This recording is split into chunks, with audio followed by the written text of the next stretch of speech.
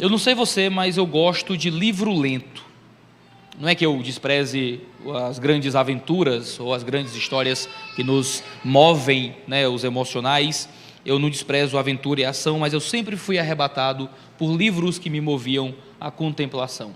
Eu cresci lendo história em quadrinho, eu ficava mais tempo vendo os desenhos do que lendo os textos. Eu gostava de ver o que eu lia. Por isso que eu gosto de livros lentos, que descrevem muito e que constroem as coisas muito devagar. O livro de Jó é um livro assim. O livro de Jó é um livro muito lento, em que muita palavra é usada para pouco desenrolar na história. Você deve ter lido o livro de Jó ao longo da sua vida. Você viu o livro de Jó e viu que no capítulo 1 e capítulo 2 é onde a história acontece. É onde o livro de Jó se desenvolve ali no principal acontecimento. Jó é tido por Deus como o homem mais justo da terra, e então Deus incita o diabo para que ele tentasse Jó, tirando dele os seus bens, seus servos, seus filhos, sua esposa, sua saúde, menos a sua vida. Jó permanece fiel nisso tudo, amigos de Jó se aproximam dele, lamentam com ele, e então em Jó capítulo 3 nós temos o grito de angústia do personagem Jó. Ele diz que não pode crer porque ele quer morrer, que ele não tem força para permanecer porque a sua alma já desfalece, ele quer que Deus o leve, ele deseja que o dia do seu nascimento não mais exista. Jó não aguenta tanta dor, Jó não aguenta tanta provação, Jó fala bobagens, não sobre Deus, ele continua crente, mas sobre si mesmo. Ele não aguentava tanta dor, tanto sofrimento, sem sequer saber o motivo disso. Jó começa a falar coisas erradas, Jó começa a fraquejar na fé, e talvez essa seja a sua experiência com Deus hoje. Você passou por um período de pandemia, estamos passando, a gente sempre deseja que esteja no fim disso tudo. Não sei como foram as coisas na sua família, na sua empresa, na sua igreja, nos seus amigos, nos seus amados, mas talvez você tenha perdido alguma coisa.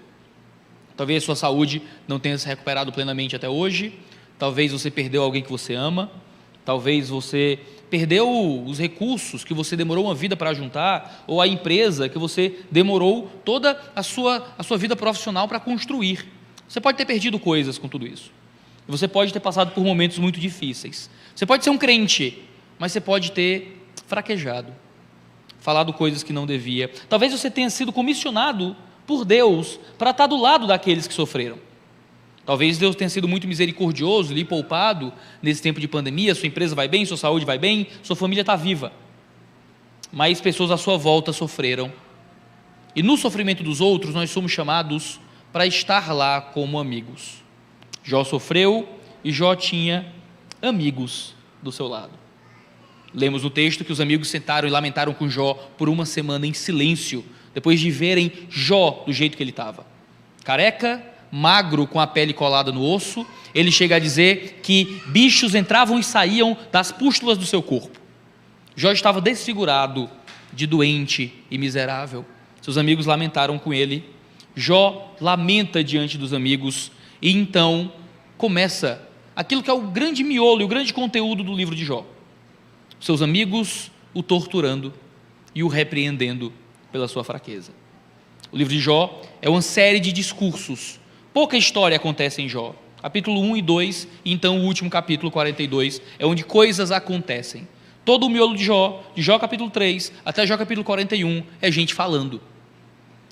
É Jó lamentando, são os amigos repreendendo, é Jó se defendendo, e outro amigo repreendendo, e Jó se defendendo mais uma vez. Então, no final de tudo, Deus fala e dá um fim para essa história. Mas os amigos de Jó falam, e a principal acusação que Jó recebe é que Jó era um pecador. Jó estava sofrendo, não porque Deus estava testando Jó, como nós sabemos, porque nós temos o livro de Jó para ler. Jó não tinha, nem os amigos de Jó possuíam o livro de Jó na mão para saber o que estava acontecendo. Nós somos privilegiados ao ler a história, e eles dizem que o motivo pelo qual Jó sofria é porque Jó possuía algum pecado oculto e não arrependido, e que Jó não conseguia aplicar na própria vida aquilo que ele entregou para os outros. Tem um livro lento que eu gosto muito, além do livro de Jó, se chama Gileade. Gileade é um livro escrito pela americana Marlene Robinson, foi ganhou o prêmio Pulitzer de 2005, um romance epistolar onde um pastor congregacional já idoso, cheio de problemas no coração, percebe que não ia conseguir ver o seu filho crescer. O seu filho, se eu não me engano, de 9 anos, ele provavelmente não teria muitas lembranças do pai. Então esse pastor começa a escrever cartas ao seu filho, com suas experiências e lembranças, um texto bastante biográfico. John Ames queria que seu filho lembrasse dele, ele começa a falar da sua vida e da sua história. Como é um pastor, ele fala muito de Bíblia, de discussões teológicas, até mesmo de filosofia e poesia.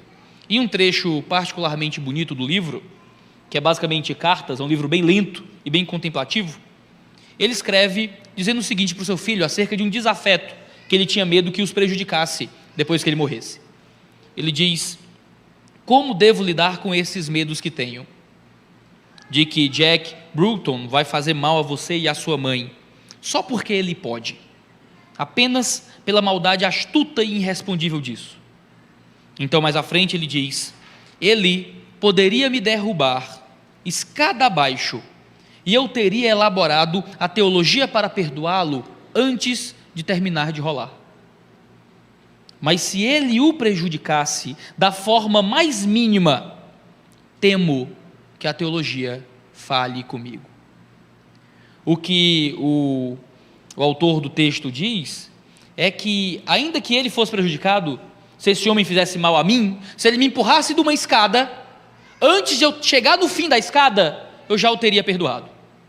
Antes de chegar ao fim da escada, eu já teria elaborado a teologia necessária para que esse homem tivesse o meu perdão. Mas se ele fizesse algo com você, se ele fizesse algo com o meu filho ou com a minha esposa, a teologia não ia dar conta. A teologia ia falhar comigo. A acusação que Jó recebe é de que a teologia tinha falhado com ele.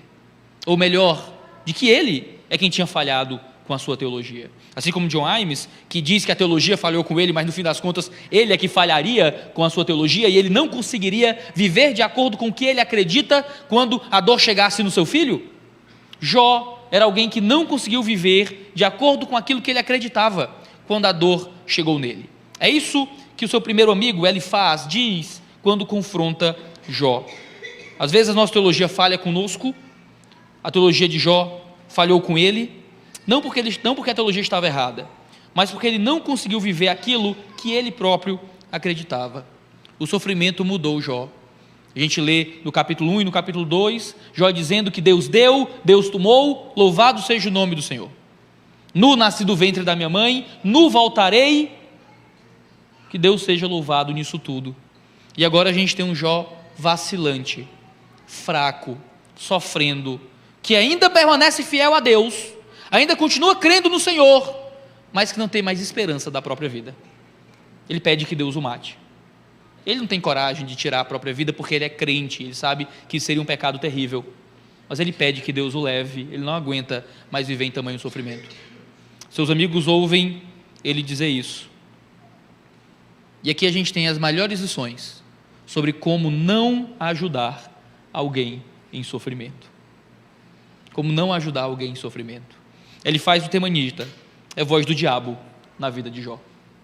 Ele começa no versículo 1 do capítulo 4, dizendo o seguinte, o texto diz assim: então Elifaz, o temanita, tomou a palavra e disse: se alguém tentar falar, você terá paciência para ouvir?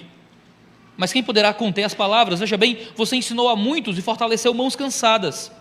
As suas palavras sustentaram os que tropeçavam, e você fortaleceu os joelhos vacilantes. Mas agora, quando chega a sua vez, você perde a paciência.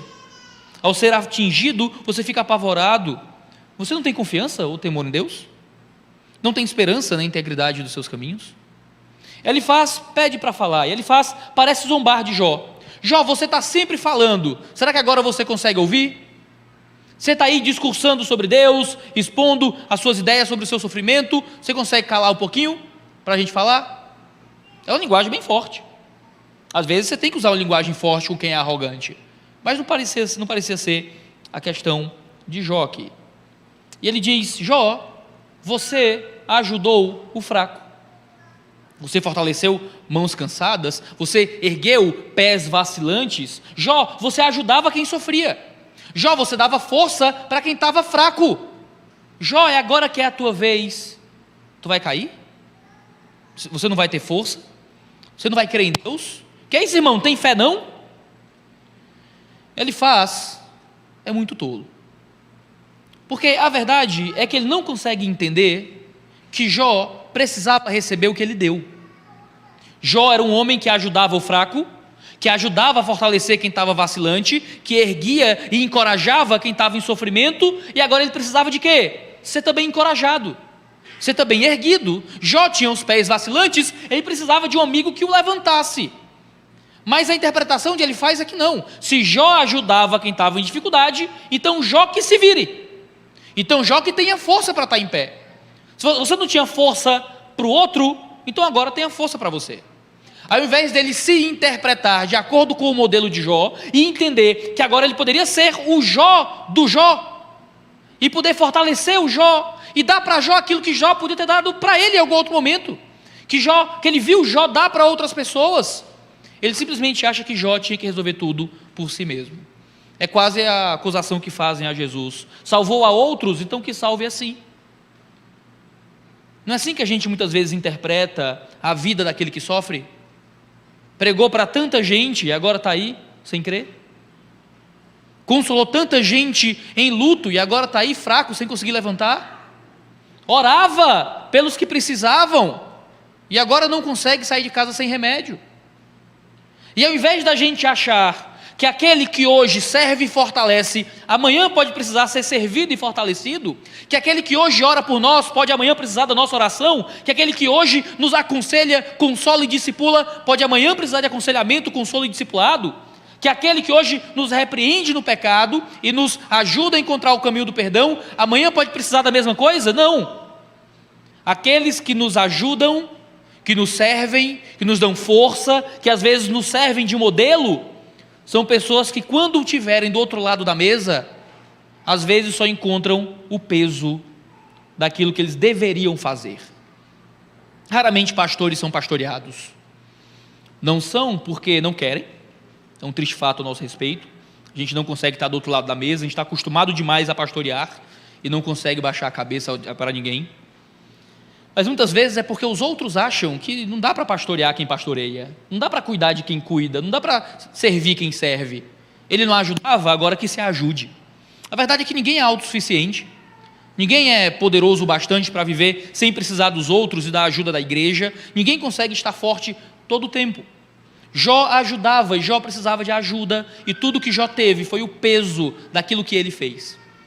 A vida justa de Jó se tornou um argumento contra Jó, porque uma vez que Jó vivia a vida da fé, pregava a vida da fé, ajudava aqueles que estavam sem fé, agora Jó não tinha o direito de enfraquecer. Por isso que muitos pastores pulam da ponte, é por isso que muitos colegas nossos de ministério tiram a própria vida. É melhor morrer do que viver desse jeito. Foi assim que eu pensei quando eu tive que lutar contra ideações suicidas em 2019, e eu fui para a terapia. Está tudo bem, não se preocupe, está tudo ok, já. Mas não esteve. Se enxergar do lado da fraqueza, eu era o que ajudava, agora eu não consigo mais ajudar ninguém e preciso ser ajudado, você se desacostuma a estar do outro lado da mesa. É o que vinha na minha cabeça, é melhor morrer do que viver desse jeito. Às vezes a gente faz isso com os outros. Talvez você passe por isso sobre a própria vida, mas talvez você passe por isso, passe isso para a vida de outras pessoas, e faça outras pessoas acreditarem que é melhor morrer do que viver desse jeito. Jó, você ajudava, cara, levanta aí. Você não tinha força para os outros? Agora tenha para si. É uma péssima forma de ajudar quem precisa. É uma péssima forma de olhar para aquele que está fraco e tentar motivá-lo. É jogar na cara dele de que ele já foi forte. É jogar na cara dele de que ele não tem o direito de enfraquecer. Às vezes Satanás faz isso com a gente, e a gente deixa o diabo jogar na nossa cara, de que se a gente um dia já foi forte, a gente tem que manter a imagem de força. E ficar nauseado numa imagem que nos venderam, de que a gente não pode estar fraco nunca. E eu vou fingir, e fingir, e fingir, até que eu não consigo mais continuar são. Chegou a vez de Jó. E Jó escuta: você não tem confiança em Deus? Você não teme a Deus, não? como se aquele que teme a Deus não pudesse enfraquecer. Eu sou muito constrangido com o fato de que no Novo Testamento Jó é tratado como um exemplo de paciência. E em Jó capítulo 3, Jó está pedindo para morrer. Porque às vezes a gente acha que fé é conseguir permanecer bem, feliz, alegre, não importa o que venha. E muitas vezes a paciência é continuar, mesmo quando você quer que sua vida acabe. Paciência, fé, perseverança, não é estar sempre com um sorriso no rosto, é continuar, mesmo quando você não sabe o que é alegria há muito tempo. Jó temia a Deus. Jó não duvidava da integridade do caminho que ele poderia viver no Senhor. Jó tinha esperança em Deus, mas Jó sofria, e Jó precisava de alguém que lhe desse misericórdia, e Jó encontra dureza. Elifaz é o oposto de Jesus. Elifaz é que é o anticristo, é o anti-Jesus Cristo. Enquanto Jesus era duro com os arrogantes e misericordioso com os fracos, enquanto Jesus derrubava os fariseus, mas abraçava os pequenos e frágeis, a gente tem um Elifaz que encontra Jó caído e ao invés de erguê-lo, tenta derrubá-lo ainda mais. Ele não tem misericórdia com o sofrimento de Jó, ele não tenta cuidar de Jó, ele só se preocupa que Jó seja coerente com a vida que ele vivia. Você confia em Deus ou não, Jó? Então se levante, fique bem, se resolve, para com isso. Segundo Elifaz, o problema de Jó é porque ninguém inocente poderia sofrer tanto. Ele é duro com Jó, porque ele está acreditando em uma teologia certa, mas aplicada de forma errada. Ele acredita em um tipo de teologia da retribuição. O nome que a gente dá, a teologia da retribuição, se refere muitas vezes àquilo que acontecia no Antigo Testamento. Se você ler o livro de Deuteronômio e você olhar a história em Reis, e em Samuel, e em Crônicas, você vai encontrar muito do processo de Deus abençoando o povo de Israel, à medida que o povo cria, tinha fé e se arrependia. E Deus amaldiçoando o povo quando eles eram idólatras e abandonavam a lei de Deus. Existia um tipo de doutrina de retribuição que alcançava o povo. Se o povo ia bem com Deus, Deus prosperava o povo, fazia de Israel a luz para as nações, e através de prosperar o povo, ele dizia para os outros povos de que aquele povo era abençoado por Deus. Quando eles idolatravam, saíam do caminho da fé, paravam de seguir o caminho de Deus, então eles perdiam as guerras, então eles empobreciam, então eles vão para o cativeiro, entram em escravidão, vão parar no exílio e as coisas vão dando errado. O que ele faz? Constrói é um tipo de teologia da retribuição que não fala de um povo eleito debaixo de uma aliança, que fala de um indivíduo. Aquele indivíduo precisa receber de acordo com o que fez. Sabe, nós sabemos que a igreja prospera, Jesus prometeu isso, está em Mateus 16, as portas da morte não vão prevalecer sobre a igreja, mas existem igrejas que fecham. Jesus mentiu? Não, mas o plano de Deus é manter a sua igreja povo, não é cada pequena comunidade. Às vezes algumas pequenas comunidades vão deixar de existir. Deus prometeu que ele ia prosperar e que sua igreja seria triunfante e vencedora. Às vezes nós, igrejas, padecemos perseguição, sofremos, morremos. As coisas podem ir mal até mesmo em igrejas que amam a Deus. O mesmo acontece no Antigo Testamento. Os homens, indivíduos, não iriam prosperar ou perecer totalmente de acordo com a própria fé. Isso era uma verdade sobre o povo de Israel, e às vezes Deus poderia provar o povo. Acontece que ele acha que isso deveria acontecer com a pessoa de Jó. Se Jó fosse fiel, Jó prosperaria. Se Jó pecasse, aí então Jó estaria pobre. Como Jó estava pobre, como Jó estava doente, então é porque Jó pecou. É a teologia certa para a dor errada. É a teologia certa, mas aplicada de uma forma completamente estúpida. Ele diz, ele diz, pense bem, do verso 7, será que algum inocente já chegou a perecer? E onde os retos foram destruídos? Segundo eu tenho visto, os que lavram a iniquidade e semeiam o mal, isso mesmo eles colhem. Com o hálito de Deus perecem, e com o sopro de sua ira são consumidos. Cessa o bramido do leão e a voz do leão feroz, e os dentes dos leãozinhos são quebrados. O leão morre, porque já não há presa, e os filhos da leoa andam dispersos. Para Elifaz, o justo não sofre. Ele diz: será que algum inocente chegou a perecer? E onde os retos foram destruídos? De onde é que tu vem, Elifaz? De onde é que tu vem, cara? Tu nunca viu um justo perecer? Será que você nunca viu o salmista chorar, perguntando por que é que prospera o ímpio? Será que você nunca viu quando Salomão escreve em Eclesiastes que o homem mau enriquece e o homem bom muitas vezes é pobre? Claro que ele não viu, ele provavelmente não era contemporâneo, não chegou a ver esses textos, mas será que no tempo dele não existiam justos perecendo ou sofrendo? Não existiam homens maus, não existiam homens maus enriquecendo? Elifaz é tolo, talvez mentiroso. Nós sabemos que o justo perece e sofre. Desse lado da eternidade, nós sabemos que as coisas não são justas. A vida não é justa. Muitas vezes o crime compensa. Nem sempre você aqui se faz, aqui se paga. Temos uma esperança para além dessa vida de um Deus cujo cetro é um cetro de justiça, porque esse é o cetro de seu reino, que virá dar a justa paga de todo mal, e ele vai restabelecer a ordem de todas as coisas. Mas até lá você vai fazer tudo certo e talvez vá se dar mal. Até lá, talvez o seu inimigo que frauda, que faz tudo errado, que passa a perna, vai se dar bem.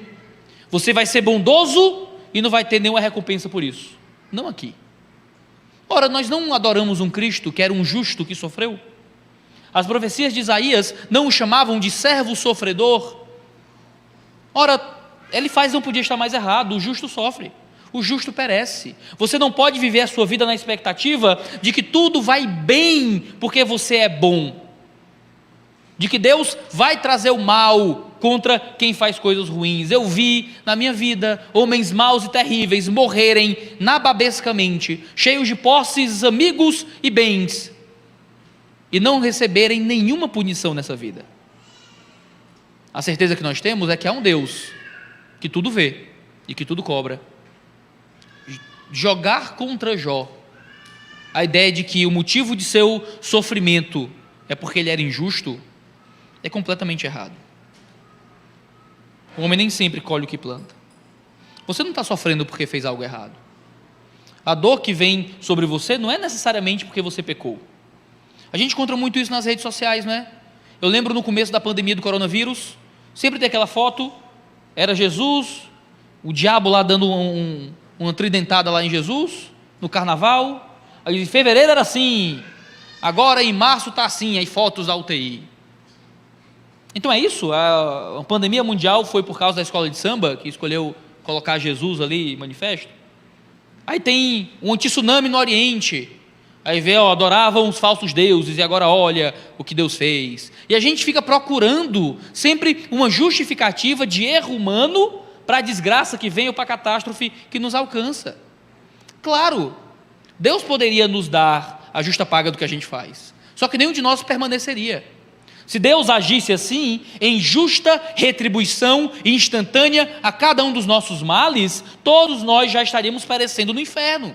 Não haveria um homem de pé justo ainda no mundo. Deus retém a sua mão com muita misericórdia, e Deus evita que o mal nos alcance, porque o mundo não é uma relação de causa e efeito. O mundo em que nós vivemos não é uma relação de causa e efeito moral, onde tudo que eu faço de mal vai encontrar punição desse lado da eternidade. A promessa é que haverá um trono, diante do qual todos vamos comparecer, e lá a justiça vai ser feita. Aqui, a gente tem paciência. Aqui a gente vê homens cometendo crimes dos mais bárbaros e voltando para a sociedade como se nada tivesse acontecido. Aqui a gente vê o sistema judicial soltando gente culpada. Aqui a gente vê gente ruim conseguindo ganhar e vencer na vida. Aqui a gente vê tudo isso e a gente espera que um dia haverá justiça. O que nós não podemos é olhar para aquele que sofre e tentar ficar caçando o que é que fez de errado. Não é assim que acontece? A mulher apanha do marido, vai se consolar com as amigas e escuta alguém dizer: mulher, mas tu também? Às vezes mas tu também tem que ver que o cara é traído pela esposa, e sempre tem uns caras dizendo: macho, mas tu fez o que para ela querer ir embora? E o que sofre, às vezes parece que tem que ter dado motivo para sofrer. A mulher só apanha se fizer motivo, o cara só é traído se for um marido ruim, só leva bala na favela se for vagabundo. As coisas sempre precisam de uma clara justificativa para que assim o seja, e nem sempre é isso. Às vezes você é trabalhador e o tiro só foi precipitado, e não tem árbitro de vídeo para ver o que aconteceu ali. Às vezes você foi até um bom marido e sua esposa só não era uma boa esposa. Às vezes você não era uma esposa demoníaca, apanhou porque o marido não presta mesmo. Às vezes a vida é assim, não tem uma relação de causa e efeito. Você não fez por onde, você não deu o motivo. A gente não pode olhar para as pessoas que sofrem e tentar caçar o motivo de por que elas sofrem.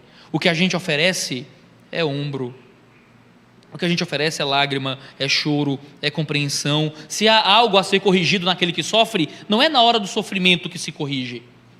Na hora do sofrimento a gente segue o que diz Tiago: a gente chora com quem chora, a gente sofre com quem sofre.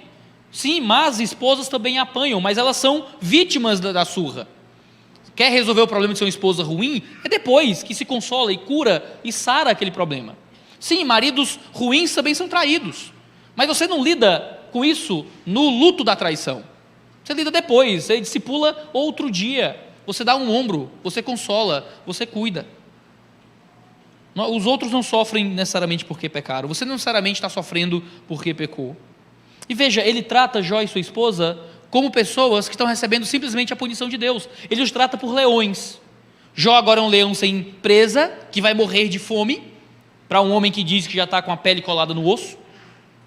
A mulher perdeu seus leãozinhos, o que ele diz para uma mulher que acabou de perder 10 filhos. Ele fala que o leão morre, que os dentes dos leãozinhos são quebrados, que os filhos da leoa andam dispersos. Ele não tem nenhuma compaixão. A morte dos filhos é tratado como uma simples metáfora de um Deus que pune alguém que peca. Mas o inocente sofre, e pode sofrer muito. E ele justifica, aliás, o seu juízo com uma experiência espiritual.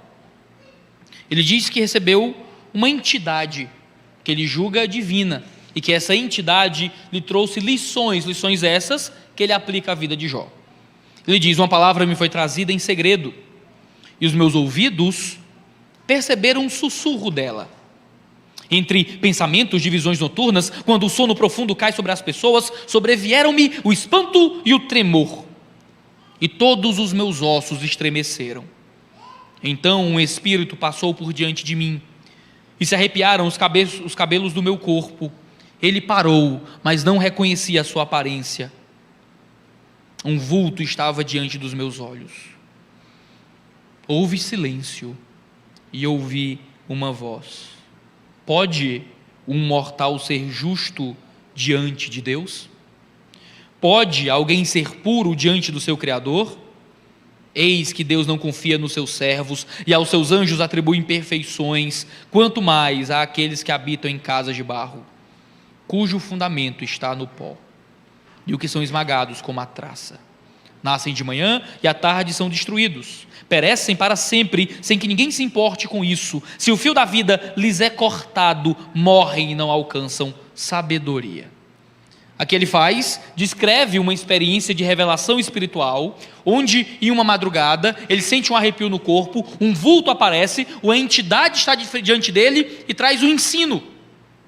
Ele julga que esse ensino é correto, mas claramente essa é uma entidade do maligno. Essa entidade fala mal de anjos, diz que Deus não confia nos seus anjos, nos seus servos, de que Deus atribuiu imperfeições aos anjos. Será que o diabo está aqui raivoso, né, por causa dos seres espirituais? O que a gente tem é uma mentira. Quando a gente lê o livro dos Salmos, lê o livro de Hebreus, a gente sabe que os anjos não possuem imperfeições, que Deus confia nos seus servos.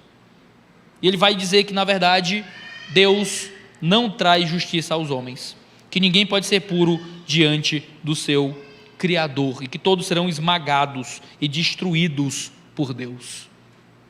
Ele julga Jó com base nessa revelação que teve.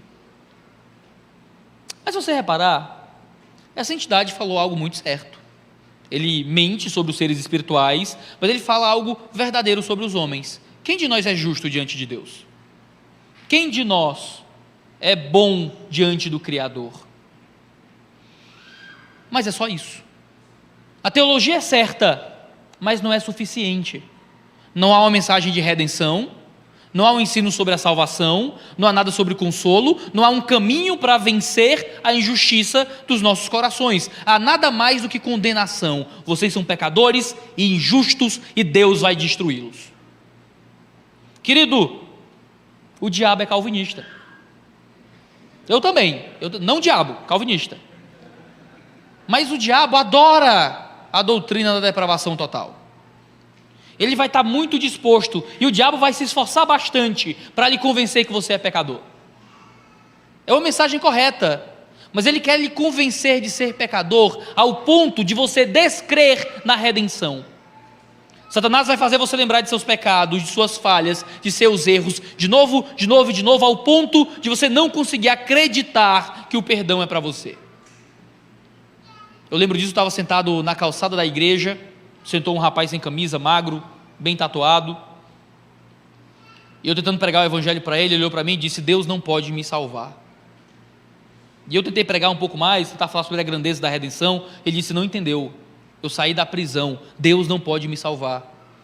Eu disse: não, mas ele vem para os presos e para os encarcerados, ele vem para trazer redenção a todos. Ele disse: você não entendeu, eu matei 2 pessoas, Deus não pode me perdoar. Eu tentei pregar para ele ficava repetindo isso de hora em hora: Deus não pode me perdoar, eu matei 2 pessoas. Alguma hora ele levantou e foi embora. Aquele homem estava muito bem convencido do pecado dele, ele estava muito bem convencido da depravação total. A questão é que crer no pecado não é o bastante. Crer que nós somos depravados e que a maldade nos alcançou é só parte da mensagem. É preciso crer em redenção. O diabo convenceu Elifaz da maldade humana, mas parece que Elifaz não acredita nisso sobre si, só sobre Jó, porque o diabo quer fazer isso no nosso próprio coração, fazer a gente um excelente calvinista para a vida dos outros. Você é totalmente depravado, Deus está te punindo por causa do seu pecado.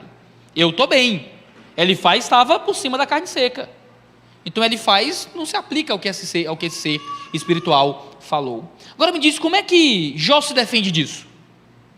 Como é que você se defende disso? Jó, você é pecador. E ele vai dizer o quê? Eu não sou. Jó, você não é justo diante de Deus. Ele vai dizer o quê? Não sou. É a teologia certa para a dor errada. Jó não estava sofrendo porque era pecador. Claro, a falácia aqui, lógica, é clara. Sim, Jó era pecador, mas isso não significava que Jó estava sendo punido por Deus. Sim, Jó era pecador, mas Jó era um homem que vivia em justiça. Claro, Jó era pecador, mas não significa que se Jó se arrependesse, o sofrimento iria embora. E Jó estava disposto. Nos capítulos à frente, Jó pergunta: então me diz qual é o meu pecado, que eu me arrependo agora. Então me diz onde foi que eu errei, que agora eu volto atrás. Mas não havia pecado em Jó. Jó era um pecador, mas não era alguém que vivia entregue ao erro, não arrependido. Ele sacrificava a Deus, ele vivia preocupado com a sua fé. Era um homem justo que recebe o testemunho do próprio Deus de que ele é justo. Às vezes, no nosso sofrimento, é isso que a gente tem que encontrar: juízo, punição dos outros pelas palavras. A gente erra na vida, falha, sofre os variados sofrimentos, e o que a gente recebe nem sempre é consolo. São pessoas nos lembrando da verdade, que a gente é pecador. É nos lembrando da verdade, de que a gente é cheio de erros. Às vezes a gente não precisa dessa verdade, mas de outras verdades, que tem que andar juntas dessas aqui. De que Deus é misericordioso, de que Deus é gracioso, de que Deus nos recebe e que Ele tem misericórdia de nós. Pessoas em sofrimento nem sempre precisam ser lembradas que são pecadoras. Elas já devem estar lembrando disso muito bem. Elas devem ser lembradas que há um Deus que perdoa e dá graça. Deus que nos encontra e nos traz para perto de si. Jó não estava sofrendo por causa do seu pecado. Jó estava sofrendo, claro, por causa do pecado. Porque foi o pecado com P maiúsculo que fez com que o sofrimento chegasse no mundo.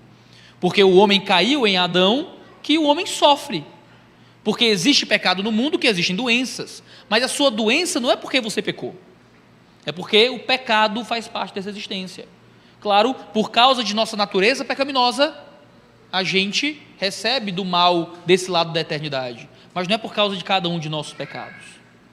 Eu lembro quando no Novo Testamento os homens perguntam para Jesus: esse homem que nasceu cego, quem pecou foi quem? Foi ele ou foi os pais? Parece que é assim que a gente pensa, não é? As coisas ruins acontecem porque a gente fez algo errado.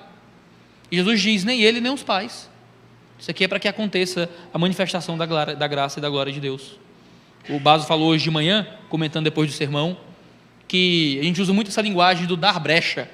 Cuidado, irmãos, está dando brecha. E a verdade é que nós somos a brecha. Em pecado me concebeu a minha mãe. Nós nascemos em pecado. Que brecha você deu para que o diabo entrasse na sua família? Que brecha você deu para que o inimigo tentasse os seus filhos? Que brecha você deu para que a doença entrasse na sua vida? Querido, se for pelo pecado, bem-vindo, Senhor brecha. Eu nasci em pecado, eu fui levado pelo diabo logo no meu nascimento. É o que diz Efésios capítulo 2. Nós nascemos inimigos de Deus, servos do diabo, seguindo o mundo, a carne e os pensamentos. Essa é a nossa realidade, nós somos pecadores. Elifaz tinha toda a razão na sua teologia. Ele não tinha razão em aplicar a sua teologia na vida de um homem que amava o Senhor, que precisava de um braço amigo e não do peso da condenação. Elifaz convida Jó ao arrependimento. É o que ele diz no primeiro versículo do capítulo 5, até o fim do capítulo. Ele diz: grite agora, para ver se há quem responda. E para qual dos santos anjos você se voltará? Porque a ira mata o insensato e a inveja destrói o tolo. Eu mesmo vi o insensato lançar raízes, mas logo declarei maldita a sua habitação. Ele diz: Jó, ore. Jó grita para ter alguém para lhe responder. Jó, procure um santo anjo para que você se volte a ele. Sabe, eu recebi um santo anjo no meu quarto de noite, e um santo anjo veio falar comigo. E você, Jó, vai se voltar a quem? A linguagem é de profunda arrogância e condenação. E ele diz: Jó, ore mais. Jó, você está sofrendo? Você está em dificuldade? Está doente e sozinho e pobre? Falta oração na sua vida, Jó.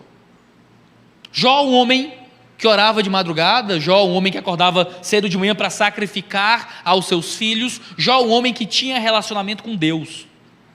E no meio do sofrimento, o que ele encontra não é uma validação da sua fé, o que ele encontra é a sua fé sendo colocada em juízo. Como é que Jó se defende disso? Se eu digo: você devia orar mais, você vai dizer o quê? Eu não? Já oro bastante? Não, pastor, já oro o suficiente na minha vida. Quem nunca? Você pode orar 23 horas por dia. Tem uma hora faltando. Não importa. A gente sempre tem mais para dar para Deus. Quem de nós já ama a Deus com toda a força, alma e entendimento? Ninguém consegue ser o que Deus merece. Se você olha para Jó e diz: Jó, ore mais, grite a Deus, procure o Senhor. Um homem que ora vai dizer: sim, eu quero fazer isso. Ninguém se acha já orador o bastante. Jó tem que ouvir a teologia certa, aplicada a uma dor errada. É crueldade olhar alguém em sofrimento e julgar que o motivo desse sofrimento é falta de comunhão espiritual, é falta de vida com Deus, é falta de oração. Deus deu sofrimentos profundos para homens que viviam em oração. Você lê a história da igreja, você vê a história dos grandes homens de Deus, até mesmo dos místicos, dos santos, dos monges, de pessoas que entregaram a alma ao Senhor, e missionários, homens que viviam em oração e muitos homens que viviam em sofrimento. Deus fez perecer muitas obras maravilhosas que eram regadas em oração. Deus prosperou muitas obras que foram construídas na carne. Sabe por quê? Eu não sei. Mas sabe o que eu sei? Que Deus sabe. Que Ele tem um plano perfeito. Que Ele move as coisas de acordo com a sua vontade. E que Ele permite que o ímpio prospere. E que Ele faz falir empreendimento de justos, e que ainda assim Ele trabalha de acordo com a sua vontade e com a sua glória. Louvado seja o nome do Senhor por aquilo que Ele faz, de acordo com seus interesses, de acordo com a sua majestade. Homens de oração podem sofrer, homens de oração podem ficar tristes. Quantos jovens da minha igreja? Eu acho que não há um único jovem da minha igreja que lute contra a depressão que já não tem ouvido que a solução era orar mais. Se ora mais, a depressão vai embora. Se fosse fácil assim, a indústria farmacêutica estava falida. Se fosse fácil assim, os psicólogos estavam todos sem emprego. se orar mais fosse tudo o que é necessário para acabar com a tristeza, meu querido, não tinha um culto de quarta-feira vazio. O que nós sabemos é que oração nos dá mais comunhão e não mais felicidade necessariamente. Às vezes a vida é dura e a gente lamenta, chora, se quebranta diante de Deus. A oração faz com que a gente permaneça em Deus durante a dor. Às vezes é o que eu tenho para dizer quando eu estou no gabinete e alguém me conta sobre depressão, sobre batalhas na alma já longas, e dores e sofrimentos e tristezas. Eu, como pastor, não tenho uma solução para a tristeza. O que eu consigo fazer é lhe ensinar a permanecer fiel na tristeza. É isso que a gente pode oferecer. A como continuar crente mesmo quando você está triste. Aqui a gente tem uma Elifaz que acha que a vida é muito fácil. Está triste, ora. Pecou, está sofrendo, se arrepende. Se pecou, vai ficar pobre. Se arrependeu, vai ficar rico. A vida para Elifaz é um grande conto de fadas, que não corresponde à realidade. A gente tem que tomar cuidado com os conselhos que a gente recebe durante o sofrimento. Esses homens conseguiram entrar na cabeça de Jó, você vê isso ao longo do livro.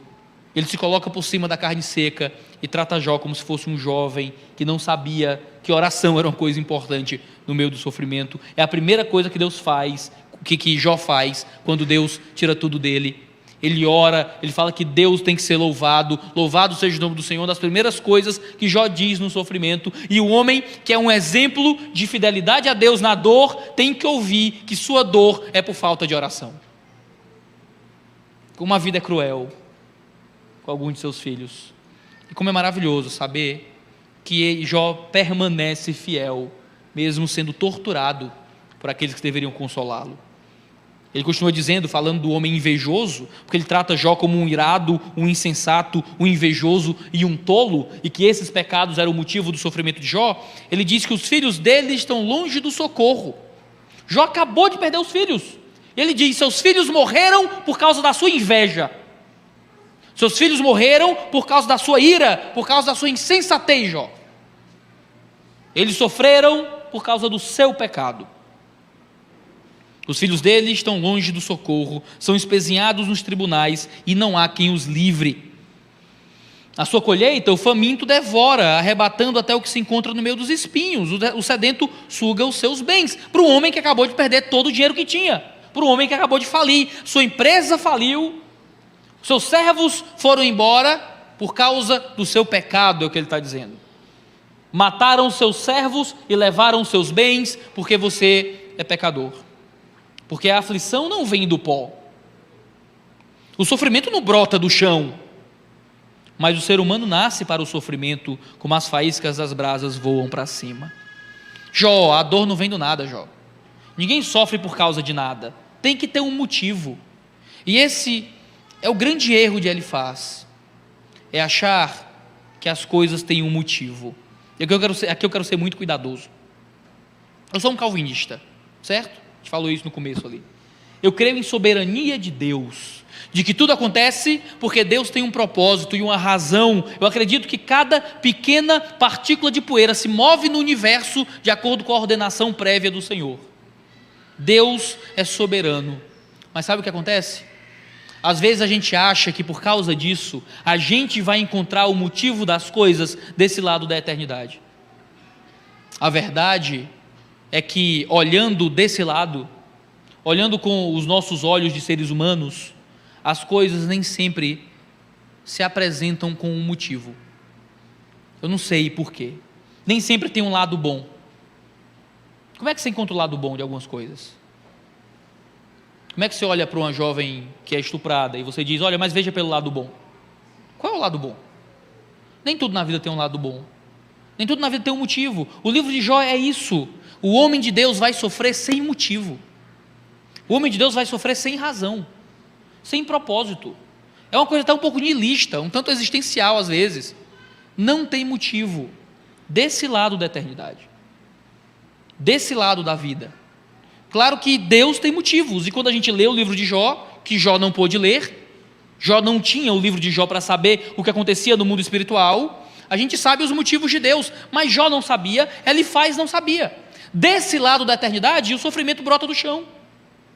Desse lado da eternidade, a dor vem do nada, e tudo parece sem motivo e sem propósito. Você não encontra uma lição muitas vezes. Às vezes só dá errado, e acabou. Às vezes você só falha, e é isso. Às vezes não tem nada para aprender. Às vezes você só sofre. Parece uma forma muito triste de ver a vida. Mas o que nos faz passar pelo sofrimento injusto, passar pelo sofrimento aparentemente sem propósito, é saber que do outro lado da eternidade há um Deus que faz tudo de acordo com um plano eterno. Em que aqui nós somos crianças sentadas nos pés da mãe, vendo uma tapeçaria do avesso sendo ainda construída.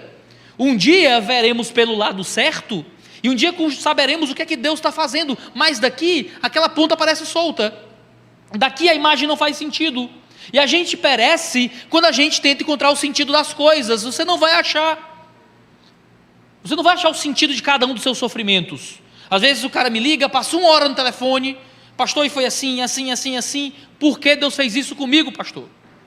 E minha resposta é: eu sei lá, eu não sei porque é que você sofre, eu não sei porque é que o câncer voltou, eu não sei porque é que sua empresa faliu, eu não sei porque é que você perdeu seu marido. Sabe o que eu sei? Eu sei que Deus sabe, eu sei que Deus tem um propósito, eu sei que Deus tem uma razão, e que a gente não vai conhecer esse propósito e essa razão. Às vezes você não vai ter uma lição para tirar da dor, só dói. Às vezes você não vai encontrar uma coisa melhor que Deus estava fazendo por trás, porque às vezes não tem coisa melhor desse lado da vida. O que tem é a certeza e a segurança de que Deus não faz nada em vão. O que temos é a certeza e a força que nos põe de pé, de que há um Senhor agindo misteriosamente por trás de tudo, e que em tudo aquilo que parece sem motivo e sem propósito, que mesmo nos sofrimentos, que nós vamos morrer sem entender porquê, nós confiamos no Deus que sabe. Isso é fé. Fé não é encontrar o motivo das coisas. Fé não é tentar achar explicação para cada uma de nossas dores. Fé é crer mesmo quando nós não vemos. É ter certeza e confiança mesmo naquilo que a gente não tem explicação. É conseguir depositar a nossa vida no Senhor, mesmo quando o Senhor tira as coisas de nós e não nos dá um motivo. Deus não explicou para Jó. Deus não diz para Jó por quê. Termina o livro e Jó não sabe por que foi que Deus matou seus filhos. Termina o livro e Jó não sabe por que é que Deus matou seus servos. Termina o livro e Jó não sabe por que é que ele ficou doente. Mas termina o livro e Jó ouve a Deus. Termina o livro e Jó vê Deus. E isso é tudo que ele precisava. Termina o livro e Jó tem o Senhor. Às vezes o sofrimento não parece ter motivo, mas Deus faz as coisas para se revelar a nós. E quando Ele se revela, tudo encontra uma razão. A gente vai encontrá-lo um dia, e quando nós o encontrarmos, nós saberemos por quê. Não porque Ele vai nos dar as respostas para cada uma das coisas, mas porque Ele já vai ser a resposta de todas as perguntas. E quando nós o vermos, já vai ser o bastante. Ele fala com Jó, ele condena Jó sem nenhuma misericórdia, cheio de certezas teológicas, sem ouvir, sem perguntar, sem tentar entender, sem deixar que ele se explicasse, sem ser misericordioso com palavras ditas na hora da dor. Ele está ali como um professor de seminário, numa banca de exame teológico, tratando quem sofre com a rigidez e a dureza de quem não tem misericórdia do coração. Claro, nós devemos ter certezas teológicas, mas nós precisamos que as nossas certezas teológicas sejam calibradas com graça e misericórdia, que nós tenhamos sabedoria para aplicá-las na vida de quem sofre. Mais uma vez ele continua dizendo: quanto a mim, eu buscaria a Deus, e Ele entregaria a minha causa. Se fosse eu não estava assim. Se fosse eu já tinha orado. Se fosse eu já tinha falado com Deus, e minha situação já tinha mudado. Ele julga Jó a partir de uma visão altiva e arrogante do próprio relacionamento com Deus. Deus faz coisas grandes e insondáveis, maravilhas que não se pode enumerar. Faz chover sobre a terra e envia água sobre os campos, põe os abatidos no lugar alto e conduz os enlutados ao lugar seguro. Encontre tua alegria, Jó. Se fosse eu já tinha saído dessa depressão. Se fosse eu, já tinha vencido esse luto. Se fosse eu, já tinha dado a volta por cima. É uma aula de anti-aconselhamento bíblico. É uma aula de anti-cuidado pastoral. É uma aula de anti-amar quem está do seu lado. É se colocar na frente e julgar a fraqueza do outro pela sua pretensa força. E não ter paciência com quem sofre. Queridos, na igreja você vai lidar com pessoas que enfrentam os mesmos problemas há décadas, que lutam contra a mesma depressão por anos, que enfrentam o mesmo luto, que às vezes repetem as mesmas ladainhas de novo e de novo. E claro, parte do processo de amor e misericórdia, às vezes é dar uma chamada na pessoa, tentar colocá-la para cima de alguma forma, mas veja, a gente faz isso em misericórdia, e não tentando julgar aquele que sofre pela nossa benese, não tentar julgar a dor do que padece pela nossa tranquilidade na abundância. Não é porque você passou por coisas parecidas e suplantou o mal, que você julga aquele que ficou pelo caminho, a partir da sua própria visão de si. Deus frustra, diz o texto, os planos dos astutos, para que não possam realizar seus projetos. Foi Deus que te impediu, Jó, porque você é um astuto. Ele apanha os sábios na própria estultícia deles, e o conselho dos que tramam não chega a vingar. De dia eles encontram as trevas, e ao meio-dia andam tateando como se fosse noite. Porém Deus salva da espada que lhes sai da boca, salva os necessitados das mãos dos poderosos. Assim há esperança para os pobres, e a iniquidade tapa a sua boca. Paulo cita esses trechos, parte desse trecho, em 1 Coríntios, para falar de descrentes. E para dizer que os descrentes são estultos e Deus os apanha na sua sabedoria humana. Aqui ele parece estar considerando que a sabedoria de Jó, na verdade, era uma sabedoria falsa. E parece que agora ele está voltando atrás no que ele acabou de dizer, que Jó fortaleceu os outros, que Jó ajudou quem estava em necessidade, mas é como se a sabedoria de Jó fosse uma sabedoria falsa. Agora ele está querendo invalidar até aquilo que ele elogiou em Jó. Ele está querendo invalidar até as coisas boas que Jó já fez por causa do seu sofrimento, como se o justo nunca perecesse, como se o ímpio sempre prosperasse. E ele caminha para encerrar dizendo: bem-aventurado é aquele a quem Deus disciplina. É verdade, isso está em Hebreus. Ótimo quando Deus nos disciplina, é a teologia certa para a dor errada. Como é que ele sabia que aquilo era disciplina de Deus sobre Jó? Lemos o texto e sabemos que não era. Como é que ele sabia que Jó era um estulto? Está certo, Paulo cita, ele faz como tendo razão, é a teologia certa para a dor errada. Portanto, não despreze a disciplina do Todo-Poderoso, porque ele faz a ferida e ele mesmo faz sarar. Amém? Ele tem um pequeno surto de credulidade, de fé, e começa a falar coisas bonitas, reais. Ele fere e as suas mãos curam. De 6 angústias ele o livrará, e na 7ª o mal nem tocará em você. Veja, o mesmo Deus que colocou Jó em dificuldade é o Deus que pode tirar Jó da dificuldade. Amém? Mas e aí, o que é que estava nas mãos de Jó? Ele joga em Jó a responsabilidade de fazer Deus ser bom com ele. E essa é uma das piores coisas que você pode fazer com quem sofre, é jogar sobre ele a responsabilidade do favor de Deus. É Deus quem fere, amém, é Deus quem cura, amém. O que ele faz e esquece é que Deus é soberano sobre isso, e que nenhum homem pode mover a mão de Deus. É Deus quem se move em direção ao homem. Você não pode olhar para quem sofre e achar que ele vai ter estrutura para aguentar o peso da responsabilidade de mover Deus. Mas ele mente, e mente terrivelmente. Mentiras que a gente gosta de ouvir. Na fome, ele livrará você da morte. Na guerra, do poder da espada. Você estará abrigado do açoite da língua, e quando vier a destruição, não ficará com medo. Da destruição e da fome você dará risada, e dos animais da terra não terá medo, porque com as pedras do campo você fará aliança, e os animais selvagens viverão em paz com você. Saberá que a sua tenda estará em paz, percorrerá as suas posses e não achará falta de nada. Saberá que a sua descendência se multiplicará e que a sua posteridade será como a erva da terra. Em robusta velhice você descerá à sepultura, como se recolhe o feixe de trigo no tempo certo. Jó, vai dar certo, Jó. Jó, você vai ficar bem. Jó, você vai dar a volta por cima.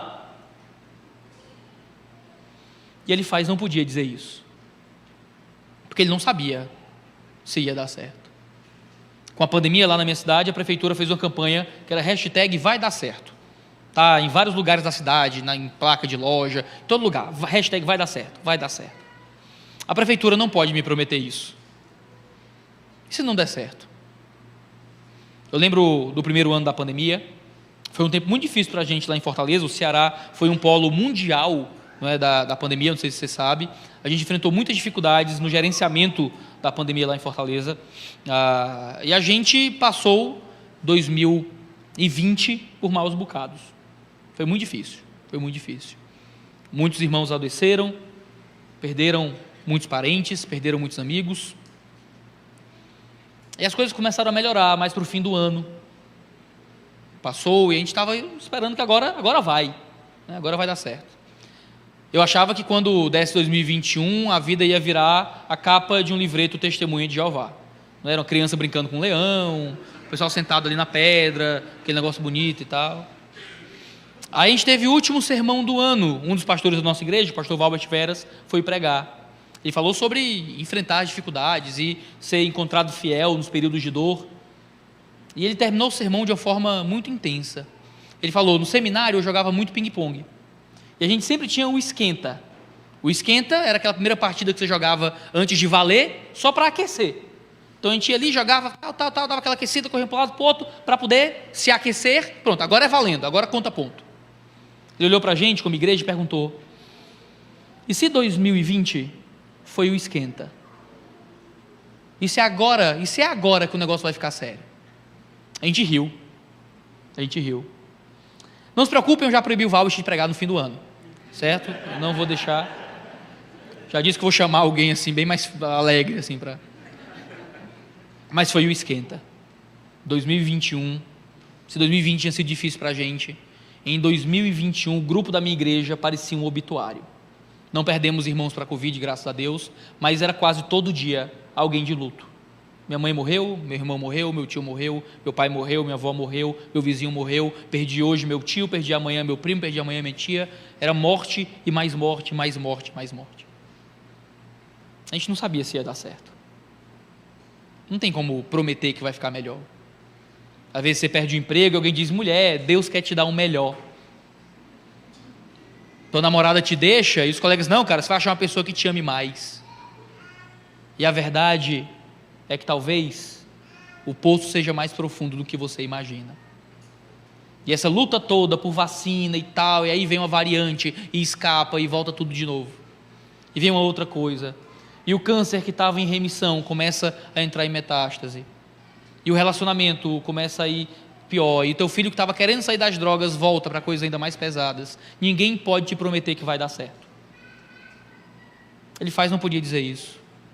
A nossa confiança não é que Deus tem coisas melhores para a gente amanhã. A nossa confiança é que há um Deus poderoso que um dia vai nos tirar desse lado da eternidade e vai mostrar a grandeza do seu plano depois. A nossa confiança não é que dificuldades nessa vida são só caminhos para encontrar outras coisas boas nessa vida. Nossa confiança é que, ainda que esta vida seja dor e sofrimento do começo ao fim, haverá uma hora em que Ele nos chama. Haverá uma hora em que Ele nos traz para perto. Por isso que eu amo aquele hino Amazing Grace, né? Maravilhosa graça, onde diz que dores já passei e talvez mais estejam por vir. Você não consola ninguém dizendo isso. Talvez fique pior amanhã. Talvez seja só o começo. Talvez seja só o esquenta. Mas essa é uma realidade que a gente precisa se apegar. Essa vida pode piorar. As coisas podem ficar mais difíceis, não vou mentir para você não.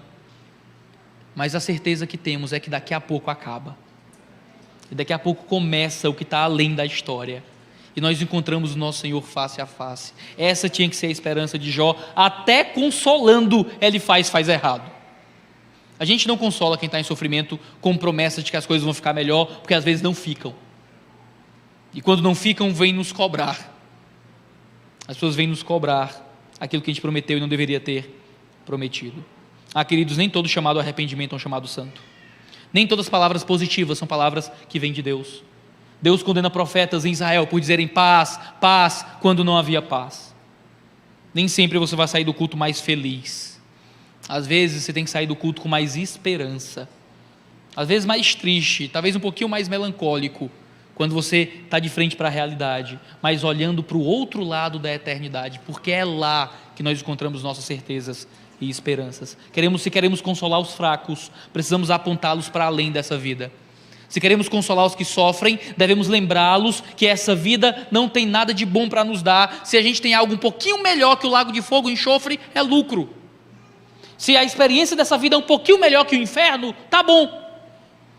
Tudo que Deus nos dá, além de fogo, enxofre, mal e doença, já é mais do que a gente merece. A gente não tem que consolar as pessoas fazendo elas terem mais esperança nessa vida, porque é fazer elas se apegarem mais a essa vida. Mas é colocar nossos olhos na eternidade. As coisas estão difíceis para você? Onde é que você está depositando a tua esperança de melhora? É no fim do tratamento? É na aprovação do financiamento? É na terapia de casal? É no exame? É no quê? A tua esperança tem que estar para além daqui.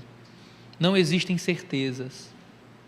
Nós não temos propósitos e razões para as coisas. Nós temos confiança em um Deus que tem certezas, razões e propósitos para tudo que Ele faz. A gente aguenta o que for necessário. A gente espera o que precisar para receber daquilo que vem dEle. Sabe qual é a certeza que eu tenho no sofrimento? Que em todas essas coisas nós somos mais do que vencedores.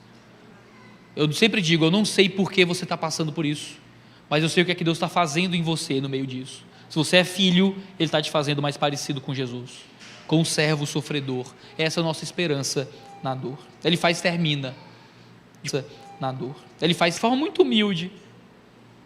Veja bem, isto é o que investigamos, e assim é. Ouça e medite nisso para o seu bem.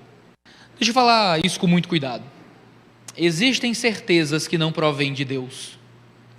Nós vivemos em um mundo em que a verdade é totalmente relativa. Não existe mais certo e errado. Tudo agora é só uma percepção. Os textos não têm mais um sentido próprio. Tudo é interpretado ao bel prazer do intérprete.